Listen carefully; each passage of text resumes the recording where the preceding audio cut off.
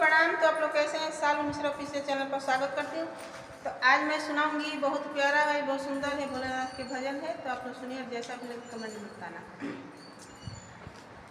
अब भोले बाबा दानी बन के बैठी ले जंगला में, शिवजी दानी बन के बैठी ले जंगला में, शिवजी दानी बन के बैठी ले।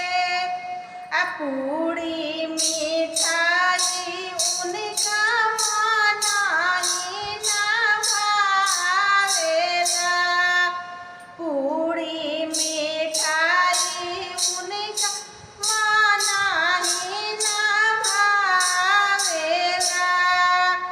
भंगिया के गोलावा बगला में, शिवजी दानी बन के बैठिला जंगला में, शिवजी दानी बन के बैठिला जंगला में।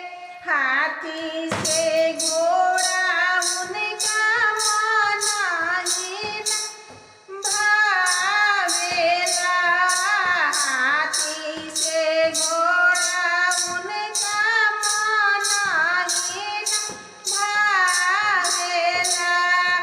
बसहा बैलवा बगला में, शिवजी दानी बन के बैठिला जंगला में, शिवजी दानी बन के बैठिला जंगला में।